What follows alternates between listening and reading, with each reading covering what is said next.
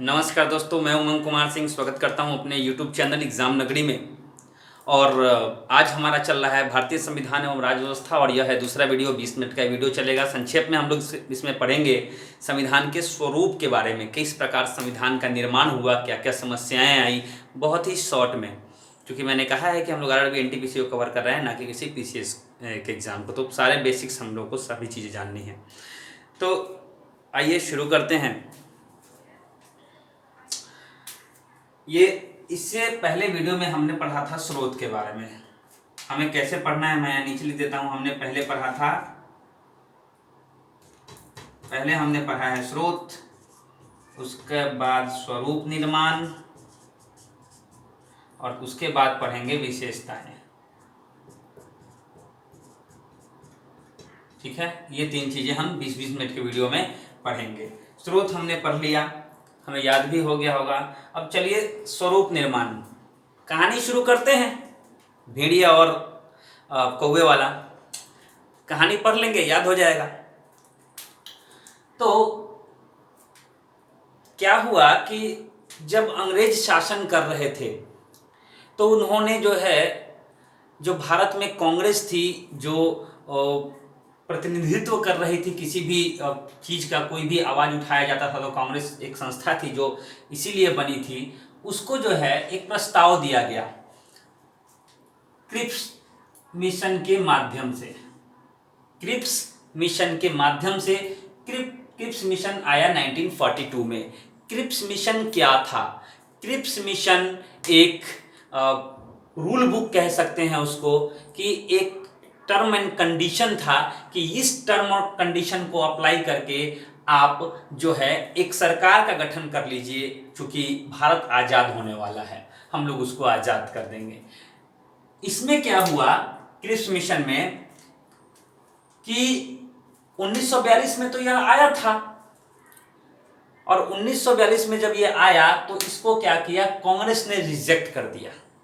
कांग्रेस ने इसको अस्वीकार कर दिया।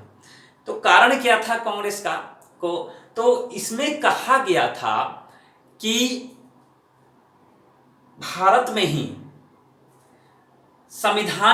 भारत अपना संविधान बना सकता है, कोई समस्या नहीं है। लेकिन चूंकि छोटी बहुत सारी रियासतें थी भारत में, तो राज्यों की संख्या भी अधिक थी, तो उन्होंने कहा कि राज्य हैं वो भी अपना संविधान बना सकते हैं। तो ये तो बहुत लेंदी हो जाता, भारत का संविधान अलग, राज्यों का संविधान अलग। उसके बाद दूसरा प्रावधान क्या था कि भारत में एक तो संविधान जो अलग हो ही गया, ऊपर से जो सैन्य प्रमुख होगा, सेना प्रमुख या वायसराय, उसको छोड़कर उसमें कुछ और सदस्य, ज्यादातर सदस्य हम भारतीय रख देंगे। तब जब सबका लीडर ही अंग्रेज होगा तो फिर अंग्रेज गुलामी से हम लोग उबरे कहां, हम लोग तो गुलाम ही रह जाएंगे। तो कुछ ऐसे ही प्रावधान थे जो बिल्कुल उससे सहमत नहीं था कांग्रेस, और कांग्रेस ने क्या किया, इसको रिजेक्ट कर दिया। और गांधी जी ने इसके बारे में कहा इसको पोस्ट डेटेड चेक। एक दिवालिया बैंक का पोस्ट डेटेड चेक बोला कि एक ऐसा चेक है जो ऐसे बैंक का चेक है जो भविष्य में दिवालिया होने वाला है। किसको कहा, यह प्रश्न आता है। क्रिप्स मिशन को कहा। किसने कहा? गांधी जी ने कहा।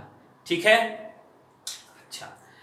अब इससे काम नहीं बना, खत्म हो गया, इससे कुछ नहीं हुआ। आगे बेवेल योजना, मैंने योजना जो लाए थे उनका नाम इसलिए नहीं लिखा कि ये क्रिप्स ही नाम था। क्रिप्स साहब थे, एक लंबा चौड़ा नाम था। बेवेल साहब थे। अब कैबिनेट मिशन का नाम था सर क्लीमेंट एटली ने लाया था, तो यहां मैंने लिख दिया है। इसके बाद बेवेल योजना आई 1945 में। बेवेल योजना ज्यादा कुछ नहीं, क्रिप्स मिशन में कुछ सुधार करके लाया गया था। अंग्रेजों ने थोड़ा सा और छूट दिया।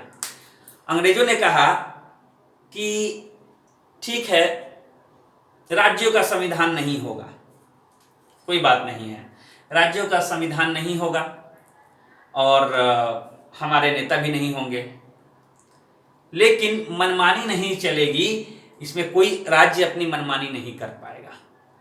अब उधर से जिन्ना साहब मनमानी करने पे तुले हुए थे, उनको चाहिए था पाकिस्तान। तो जब मनमानी नहीं करेगा तो पाकिस्तान कैसे बनेगा भाई? मनमानी नहीं करेगा तो पाकिस्तान कैसे बनेगा? तो जिन्ना ने, मुस्लिम लीग ने साफ इनकार कर दिया, हम नहीं मानते बेबेल योजना को। और कांग्रेस ने कहा कि ये योजना अखंड भारत का निर्माण करने के लिए सही नहीं है, इसमें भी कुछ प्रावधान जो थे इससे थोड़े मिलते जुलते थे, तो इसे भी जो है रिजेक्ट कर दिया गया। इसे तो केवल कांग्रेस ने रिजेक्ट किया था, इसे जो है कांग्रेस प्लस मुस्लिम लीग दोनों ने रिजेक्ट कर दिया। कांग्रेस और प्लस मुस्लिम लीग, मैं यहाँ CONG लिखता हूं और प्लस मुस्लिम लीग को मैं ML लिख देता हूं। तो कांग्रेस और मुस्लिम लीग ने जो है इसको रिजेक्ट कर दिया। फिर अंग्रेजों की चिंता बढ़ी, भाई देश आजाद करना है, हमें अपना ब्रिटेन भी देखना है, द्वितीय विश्व युद्ध हाल ही में खत्म हुआ था और अंग्रेज चाहते थे कि अब हम जरूरत है हमें अपने राष्ट्र पे ध्यान देने की, बहुत ज़्यादा समस्या आ गई यहाँ पे है। तो उन्होंने क्या किया, फिर से एक मिशन आया, कैबिनेट मिशन। और कैबिनेट मिशन में कहा गया कि आप लोग संविधान बनाइए और जो छूट लेना है, सारे के सारे छूट दिए गए, जो भी चीजें थी इस तरह से इसको रखा गया कि इसमें दोनों की इच्छा पूर्ति होती थी। डोमिनियन स्टेट की मांग थी, तो अगर जनता राजी है, एक बड़ा वर्ग राजी है, तो वह भी मान लिया गया। और इसमें बहुत सारे प्रावधान थे, जैसे कि कई राज्यों का इसमें एकीकरण था, एक अखंड भारत की योजना थी, और जो है एक ऐसा संविधान जो सबका सामाजिक, आर्थिक और राजनीतिक विकास करे, सबको एक नज़र से देखे, ऐसा जो है, क्योंकि सर क्लीमेंट एटली जो थे उन्होंने ये लाया था, सर क्लीमेंट एटली ने। अब गांधी जी ने इसको कहा सर्वश्रेष्ठ योजना। मतलब जो भी योजना आई, क्रिप्स मिशन, बेबेल योजना, इन सब में यह क्या थी, सर्वश्रेष्ठ योजना थी। किसने कहा था? गांधी जी ने। प्रश्न आएगा, कैबिनेट मिशन को सर्वश्रेष्ठ योजना किसने कहा था? गांधी जी ने कहा था। किन्होंने लाया था? सर क्लीमेंट एटली ने। कब लाया था? 1946 में। ऐसे चलाया। मैं इसका डिटेल नहीं पढ़ा रहा हूं, ये कैबिनेट मिशन में क्या क्या था, बेबेल ये तो रिजेक्ट हो चुका था, प्रश्न नहीं आते। कैबिनेट मिशन से आते हैं। कैबिनेट मिशन में जो भी जितनी पॉजिटिव चीजें हैं वो सभी आती हैं, जो भी आज के संविधान में हम लोग देखते हैं कि संविधान का एक प्रारूप होगा, संविधान सभा बनेगी, उसके अध्यक्ष होंगे, मंत्रियों में एक प्रमुख होगा, चाहे वह भारतीय हो, अंग्रेज हो, जो भी आप रखना चाहें, सबके विकास पे ध्यान दिया जाएगा। इस तरह से भारत के आर्थिक विकास पे ध्यान दिया जाएगा। दमनात्मक जो चीज़ें हैं उसको खत्म की जाएंगी। जो भी आंदोलनकारी हैं, क्रांतिकारी, महान क्रांतिकारी जिनको अभी भी जेल में बंद है, उनको बाहर किया जाएगा। कुछ ऐसी थी, तो इसको सर्वश्रेष्ठ योजना गांधी जी ने कहा। अब एक प्रश्न आता है, मैं कंफ्यूज हुआ हूं उस प्रश्न में, कि भारतीय संविधान के निर्माण में एक मजबूत भूमिका किसने निभाई, या फिर किस अधिनियम ने, या कहां से जो है एक जो है संविधान का बहुत बड़ा हिस्सा लिया गया है। तो देखिए, कैबिनेट मिशन ऑप्शन में होगा, भारतीय शासन अधिनियम 1935 होगा, और उसमें जो है 1861 होगा भारतीय शासन अधिनियम। तो हम लोग जो है भारत शासन अधिनियम चुनेंगे। भारत शासन अधिनियम ने जो है संविधान को मजबूत आधार दिया, जिसमें लोक सेवा आयोग की स्थापना हुई है, द्विसदनीय व्यवस्था है।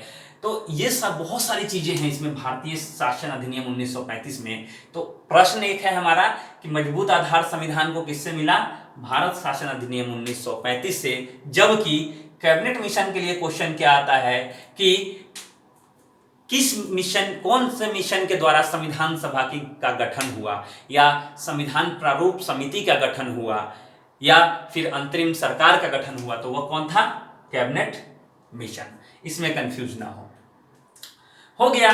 कैबिनेट मिशन को मान लिया गया एक अंतरिम सरकार का गठन हो गया आजादी से पहले। उसके बाद ये दिन था 9 दिसंबर 1946। 9 दिसंबर 1946। 9 दिसंबर 1946 को संविधान सभा का गठन हुआ। अब संविधान बनाना है तो एक संविधान सभा का गठन हुआ है। प्रश्न आता है कब हुआ था? 9 दिसंबर 1946। 1946 को 9 तारीख को जो है अस्थायी अध्यक्ष के रूप में किसको चुना गया? सच्चिदानंद सिन्हा को। काफी वृद्ध व्यक्ति थे ये, और इनके सम्मान में इनको जो है तत्काल जो है एक अध्यक्ष के रूप में इनको निर्वाचित कर दिया गया। उसके बाद 2 दिन के बाद यानी 11 दिसंबर साल वही है 1946, 2 ही दिन के बाद क्या किया गया कि इनको हटाकर क्या किया गया? स्थायी अध्यक्ष चुना गया, जिनका नाम था डॉक्टर राजेंद्र प्रसाद, क्योंकि वृद्ध के बाद दूसरे वृद्ध यही थे, तो इनको चुना गया। तो अस्थायी सदस्य डॉक्टर सच्चिदानंद सिन्हा, 2 दिन के बाद राजेंद्र प्रसाद। अब समिति बनकर तैयार हो गई। तो जब कोई बड़ा काम हम करने जाते हैं तो हम क्या करते हैं? कोई बड़ा काम जब हम करने जाते हैं तो अलग अलग काम बांट दिया जाता है। काम बांटने से काम आसान हो जाता है। तो काम बांटा गया कि सब भाई कीजिए और फिर जो है इसको रिपोर्ट दीजिए और हम लोग एक संविधान तैयार करेंगे। तो प्रारूप समिति के लिए अलग अलग छोटी छोटी समितियां बनाई गई। जैसे ये सब समिति हैं, मैंने यहाँ समिति नहीं लिखा है। संघ समिति, संघीय संविधान समिति और राज्यों के लिए समिति, ये 3 चीज। तीनों के जो हैं अध्यक्ष कौन थे? जवाहरलाल नेहरू, जो हमारे भारत के प्रथम प्रधानमंत्री थे। संघ समिति, संघीय संविधान समिति और राज्यों के लिए समिति कौन? JL नेहरू। यानी जहां जहां संघ की बात है, केंद्र की बात है, चूंकि प्रधानमंत्री ऐसे भी उम्मीदवार थे प्रधानमंत्री के वो, तो उनको मतलब बनाया जाना था, इसलिए जो है उनको इस सब का अध्यक्ष रखा गया। प्रांतीयों में क्या था कि उस समय 500 से भी ज्यादा जो है देशी रियासतें थी। देशी रियासतें मतलब छोटे छोटे रियासतें, सब में छोटे छोटे राजा थे। इनको काम दिया गया सरदार वल्लभ भाई के ऐसा नियम बनाइए कि सबका एकीकरण हो। सरदार वल्लभ भाई पटेल जो थे वो इसमें माहिर थे, इसलिए जो है इनको यह काम दिया गया। तो प्रांतीय यानी प्रांतों में संविधान का स्वरूप कैसा हो, उसकी जिम्मेदारी किसको दी गई? पटेल को। और पटेल ने ही, सरदार वल्लभ भाई पटेल ने ही यह काम किया था। सारे छोटे छोटे प्रांतों को मिला मिला के राज्य बनाया। कई जगहों को तो जैसे हैदराबाद को सैन्य ने कार्रवाई करके जबरदस्ती मिला लिया, जम्मू कश्मीर को मिला लिया। तो ये उन्हीं का काम था जो आज हमारे मोदी जी कर रहे हैं। जो 370 जैसे उन्होंने हटाया, वही काम उन्होंने सब जगह 370 टाइप का लागू था। सब अपना अपना सरकार लेके बैठा हुआ था। सबको एक करने का इन सबके लिए प्रांतीय संविधान जो है सरदार वल्लभ भाई पटेल, प्रांतीय संविधान समिति का अध्यक्ष सरदार वल्लभ भाई पटेल को बनाया गया। प्रारूप BR अम्बेडकर। अब BR अम्बेडकर बहुत बड़े वकील थे, बहुत अच्छे जानकार व्यक्ति थे उस समय के। तो इनको बोला गया कि जब सब छोटी छोटी चीजें मिल जाए तो एक प्रारूप आप बनाइए, कैसे संविधान को सेट किया जाए। सेट करने का काम किनको दिया गया? BR अम्बेडकर को। इसीलिए कहा जाता है BR अम्बेडकर को संविधान का पिता। क्या कहा जाता है? संविधान का पिता कहिए, संविधान का रचयिता कहिए, सबको एकजुट करके इन्होंने संविधान को सजाया और बनाया। तो BR अम्बेडकर। प्रक्रिया और संचालन, अब चूंकि ये अध्यक्ष साहब का काम था। अध्यक्ष साहब क्या करते हैं? जब सब कुछ हो जाता है तो क्या करते हैं? साइन कर देते हैं। एक बार लेंगे, रगड़ देंगे, साइन कर देते हैं। तो कैसे प्रक्रिया करना है, किस प्रकार का प्रोसेस हो और कैसे संचालन करना है, ये अध्यक्ष साहब का काम था, डॉक्टर राजेंद्र प्रसाद। आशा करता हूं आपको ये चीज याद हुई होगी, किसका किसका क्या काम था। चलिए, बन गया। 26 नवंबर 1949 को संविधान को अंगीकृत किया गया। अब अंगीकृत में या अंगीकार करना मतलब क्या होता है? एडॉप्ट करना। एडॉप्ट करते हैं ना, जैसे कि मैं एक एग्जांपल देता हूं। मान लीजिए कोई व्यक्ति है और उसका कोई मालिक नहीं है, तो मैंने उसको एडॉप्ट कर लिया, अब उसे मेरा नाम मिल गया। तो संविधान बना, अभी वो किसी देश का संविधान नहीं है, केवल संविधान बना है। अब उसमें नाम दे दिया कि भैया यह भारत का संविधान है, यानी भारत के नाम से उसको रजिस्टर्ड किया गया। कब? 26 नवंबर 1949 को। पूरे भारत में लागू नहीं किया, कुछ प्रावधान तो ऑटोमेटिकली उस समय लागू हो गए थे, लेकिन पूर्ण संविधान जो है 26 नवंबर 1949 को लागू नहीं हुआ था। तो जब भी अंगीकार की बात आए, एडॉप्शन की बात आए, तो 26 नवंबर 1949 को। और इसी दिन 26 नवंबर के दिन ही जो है संविधान दिवस 2015 से जो है संविधान दिवस जो है 26 नवंबर को मनाया जाता है। क्यों? क्योंकि 2015 को जो है 125वां जयंती था बी आर अम्बेडकर का। बी आर अम्बेडकर का 125वां जयंती था। तो 2015 से 26 नवंबर के दिन जो है क्या किया गया, संविधान को अंगीकार किया गया था। और उसी दिन से जो है 26 नवंबर 1949 को अंगीकार किया गया था। और 2015 से जो है 26 नवंबर को क्या मनाया जाने लगा, संविधान दिवस। ठीक है। जो पूरा समय लगा संविधान, क्योंकि कई देशों से सोर्स, लगभग 60 देशों को नोटिस किया गया, लगभग 60 कंट्री को संविधान को जो है पढ़ा गया, संविधान में उसमें छांटा गया। और जो मैंने इससे पहले स्रोत बताए थे उनसे ये सारी मुख्य चीजें ली गई। वो कुछ मुख्य देश थे। तो पूर्ण जो समय लगा वो कितना लगा, 2 वर्ष 11 माह और 18 दिन। ये पूरा समय लगा संविधान को बनने में। इतना सारा काम हो रहा है तो लग होगा ही। अब संविधान बन गया। संविधान में ये नहीं लिखा था कि भाई कौन कौन लोग जो है, जो मतलब अंधे होंगे वो नागरिक नहीं होंगे। भाई सब नागरिक हैं। अंधे क्या होते हैं, मतलब मैं अगर कोई व्यक्ति अंधा है, लंगड़ा है, तो उसका जो है क्या है, वो एक फिजिकल प्रॉब्लम है, एक भौतिक क्या कह सकते हैं उसको की समस्या है। उसके लिए वो उसकी नागरिकता तो नहीं छीन सकती। और जब वह नागरिक है तो उसका पूरा अधिकार है भारतीय संविधान को पढ़ने का, समझने का। तो उसके लिए क्या किया गया, 25 नवंबर 2018 को, करंट की बात है, 25 नवंबर 2018 को BAFB, Buddha association for blind people, the blind, Buddha association for the blind, अंधे लोगों की एक संस्था है, और शिवा फाउंडेशन एक संस्था है जो अनाथ लोगों को देखती है। दोनों ने क्या किया, पूरे संविधान को ब्रेल लिपि में लिखा। दोनों फाउंडेशन ने क्या किया, पूरे संविधान को ब्रेल लिपि में छपवाया।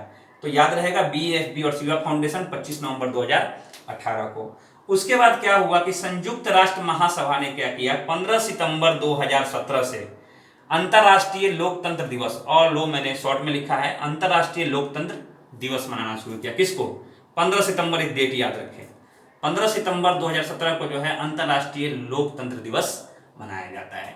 तो ये थोड़ी सी कहानी थी हमारे संविधान की। इसको आप लोग याद रखें। और जो अगला वीडियो आने वाला है वह है विशेषता, और विशेषता में बहुत कुछ आने वाला है। इसमें जो है आपको संविधान के बारे में कई छोटी बड़ी रोचक जानकारियां मिलेंगी। ठीक है। तो आशा करता हूं आपको समझ में आया होगा और समझ में आ रहा होगा। तो ये था हमारा संविधान का आज का दूसरा वीडियो। तीसरा वीडियो तुरंत इसके बाद अपलोड होगा। बहुत बहुत धन्यवाद।